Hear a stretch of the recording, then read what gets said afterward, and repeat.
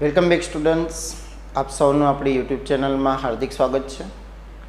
આ વિડીયોમાં આપણે જોવાના છીએ ધોરણ 9 વિષય ગણિત પ્રકરણ નંબર 1 સ્વાધ્યાય 1.3। તો સ્વાધ્યાય 1.3માં આપણે પ્રશ્ન નંબર પહેલો જોવાના છીએ અને પ્રશ્ન નંબર 1ની અંદર આપણે સમય સંખ્યા આપેલી છે અને એ સમય સંખ્યાના આધારે આપણે કહેવાનું છે કે એની દશાંશ અભિવ્યક્તિ કઈ છે। તો એમાં પહેલી સંખ્યા જે આપણને આપેલી છે પ્રશ્ન નંબર 1માં 36/100। તો જો આનો આપણે વિડીયો અગાઉ બનાવેલો છે, દશાંશ અભિવ્યક્તિ કોને કહેવાય, કેટલા પ્રકારની હોય છે। જો આ વિડીયો તમારે જોવા હોય તો આ વિડીયોના નીચે તમને આખા ચેપ્ટર નંબર 1ની પ્લેલિસ્ટની લિંક આપેલી છે, ત્યાંથી તમે પાછળના વિડીયો જોઈ શકો છો। તો 36/100 તો આપણે આને જ્યારે ભાગાકાર કરીને દશાંશ અભિવ્યક્તિ મેળવીએ તો સિમ્પલ આનો જવાબ કેટલો આવશે 0.36। કેમ કે છેદમાં 100 હોય તો બે આંકડા પછી આપણે પોઈન્ટ મૂકવાનો હોય, તો આને કેવી દશાંશ અભિવ્યક્તિ કહેવાશે? તો આને આપણે કેવી દશાંશ અભિવ્યક્તિ કહેવાશે? શાંત દશાંશ અભિવ્યક્તિ।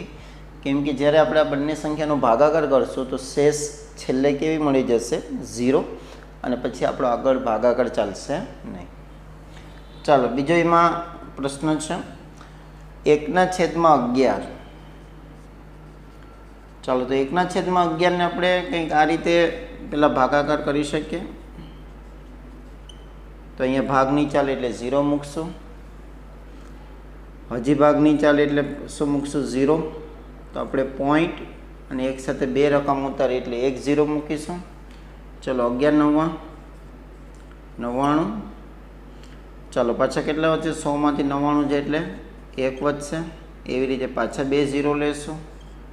11 9 99। ચાલો પાછો 1 વધેલો છે, પાછા 2 0 લઈએ તો 0 અને 9 11 9 99। તો તમે જોઈ શકો છો વિદ્યાર્થી મિત્રો કે વારંવાર આપણા ભાગફળમાં 0909 રિપીટ થાય છે। તો અહીંયા આપણે 0.090909 અને આને આપણે આ રીતે પણ લખી શકાય 0.0912। વારંવાર રિપીટ જે સંખ્યા થાય તો એના પછી આપણે આ રીતે 12ની નિશાની લગાડી શકીએ। તો આને કેવી દશાંશ અભિવ્યક્તિ કહેવાશે? જો વારંવાર રિપીટ થાય છે તો આને આપણે કહેવાશે અનંત આવૃત। કેવી કહેવાશે? અનંત આવૃત દશાંશ અભિવ્યક્તિ। ન સમજમાં આવતો હોય અથવા વિડીયો સારો લાગતો હોય તો કમેન્ટ કરીને જરૂર જણાવજો કે વિડીયો તમને કેવો લાગે છે। લાઈક કરજો વિડીયોને, તમારા મિત્રો જોડે શેર કરજો। ચેનલ પર નવા હોય તો આપણી ચેનલને સબસ્ક્રાઈબ કરી બાજુના બેલ આઇકોનને પ્રેસ કરજો। ચાલો પ્રશ્ન નંબર એમાં 3 4.1/8। ચાલો તો પહેલાં તો આપણે આ સંખ્યાને સિમ્પ્લિફિકેશન આપીએ। 4 8 32 ને 1 33, 33/8। ચાલો હવે આને આપણે દશાંશ અભિવ્યક્તિ મેળવીએ। 33/8 તો 8 ચોક 32, 3માંથી 2 જાય એટલે 1 0 ઉતાર્યો, 8 1 8, 10માંથી 8 જાય એટલે 2 0 ઉતાર્યો, 8 2 16, 20માંથી 16 જાય એટલે 4 0 ઉતાર્યો, 8 5 40। તો હવે આપણો જવાબ આવી ગયો છે 4.125। તો જો અહીંયા શેષ શૂન્ય મળી ગઈ, શેષ હવે રિપીટ નથી થતી અને અહીંયા આપણો ભાગફળ પૂર્ણ થાય છે। તો આને પણ કેવી દશાંશ અભિવ્યક્તિ કહેવાશે? શાંત। એટલે કે હવે શાંત થઈ ગઈ છે, આગળ સંખ્યા વધતી નથી। ચાલો ચોથું છે 3/13। 3/13। ચાલો આની આપણે દશાંશ અભિવ્યક્તિ મેળવીએ 3/13ની।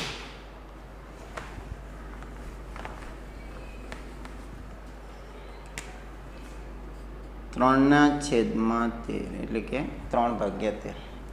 ચાલો 0 લીધો, 0.13 26, 30માંથી 26 જાય એટલે 4, 13 39, 0 લીધો, ભાગ નહીં ચાલે, 0, 13 × 7 = 91, 9 વધ્યા, 13 6 78, કેટલા વધે છે 12, 13 9 117, 3 વધે છે. ચલો અહીંયા પછી 3 0. તો જો આ જે શેષ આપણે શું કહેવાય અંદરનું જે ભાજ્ય છે એ રિપીટ થવા લાગેલું છે શેષમાં. તો હવે જો પાછું 13 દુ 26,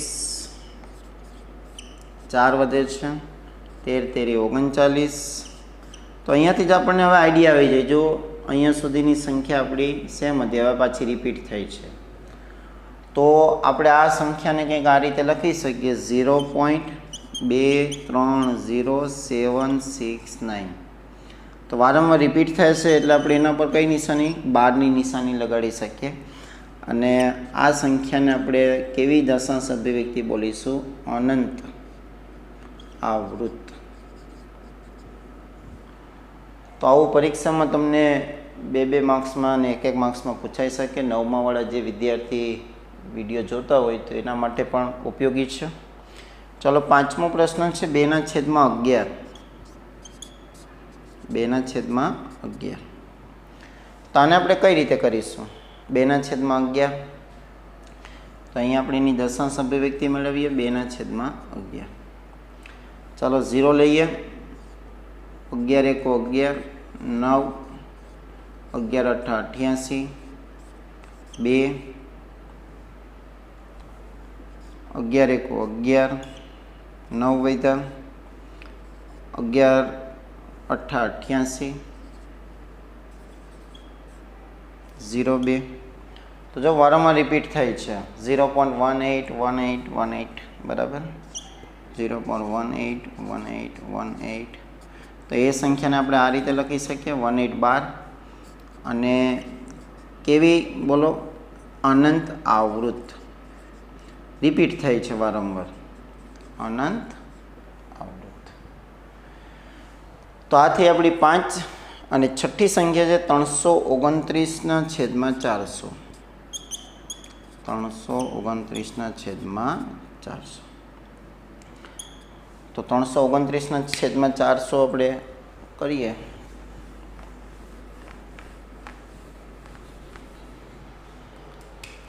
તો એનો આપણે ભાગાકાર કરીએ દશાંશ અભિવ્યક્તિ મેળવવા માટે. ચલો ભાગ નહીં ચાલે એટલે શૂન્ય લેશું, 0 મૂકશું, પોઈન્ટ 4 8 32, 90 વધ્યા, 4 2 8, કેટલા વધ્યા 100, 4 2 8, કેટલા વધ્યા 200, અને 4 5 20. તો આપણો જવાબ કેટલા આવે છે? 0.8225. તો જો આ દશાંશ અભિવ્યક્તિને કેવી કહેવાશે? શાંત. તો આ રીતે આપણો પ્રશ્ન નંબર 1 અહીંયા પૂર્ણ થઈ છે. હવે આપણે જોવાનું છે પ્રશ્ન નંબર 9, કે જેમાં આપણે કહેવાનું છે કે કઈ સંખ્યા સમય છે અને કઈ સંખ્યા અસમય છે. તો આ પણ તમને પરીક્ષામાં પૂછાઈ શકે. તો પ્રશ્ન નંબર 9, એમાં પહેલો છે વર્ગમૂળ 23. તો હવે તમે કહી જ શકશો વર્ગમૂળ 23 કેવી સંખ્યા કહેવાશે? અસમય. ચાલો એના પછી બીજી સંખ્યા આપણને આપેલી છે વર્ગમૂળમાં 225. વર્ગમૂળમાં 225. તો અહીંયા વિદ્યાર્થી ઘણીવાર કન્ફ્યુઝ થઈ જાય છે કે વર્ગમૂળ છે એટલે અસમય કહી દે, પણ નહીં. અહીંયા જે 225 છે એ 15નો વર્ગ છે. કોનો વર્ગ છે? 15નો. તો વર્ગ અને વર્ગમૂળ કેવા થઈ જશે? કેન્સલ. તો હવે આ સંખ્યાને કેવી કહેવાશે? 15 જ ખાલી. તો એને સમય સંખ્યા કહેવાશે. ચાલો પ્રશ્ન નંબર 3, એટલે ખાસ ધ્યાન રાખવું વર્ગ પાકા હોવા જોઈએ, કેમ કે એમાં આપણે ઉપયોગમાં આવે છે. 0.3796.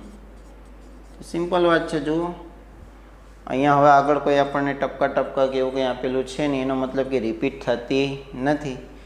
તો રિપીટ થતી ના હોય એટલે શાંત દશાંશ અભિવ્યક્તિ. અને શાંત દશાંશ અભિવ્યક્તિ એ કઈ સંખ્યા હોય છે? સમય સંખ્યા હોય છે. કેવી સંખ્યા હોય છે? સમય. ચાલો એના પછી ચોથી સંખ્યા છે 7.478 પછી ડોટ ડોટ ડોટ ડોટ. તો જો વિદ્યાર્થી મિત્રો આ કેવી દશાંશ અભિવ્યક્તિ છે? અનંત આવૃત. અને અનંત આવૃતથી કઈ સંખ્યાની દશાંશ અભિવ્યક્તિ હોય છે? સમય સંખ્યાની. એટલે સમય સંખ્યામાં આપણે બે પ્રકારની દશાંશ અભિવ્યક્તિ આવશે, એક શાંત આવશે અને એક કેવી આવશે? અનંત આવૃત. તો જો આ સંખ્યાને આપણે આ રીતે પણ લખી શકીએ, વારંવાર રિપીટ થશે. અને પાંચમી સંખ્યા આપણી છે જે તમે જાણો જ છો 1.10 100 1000 140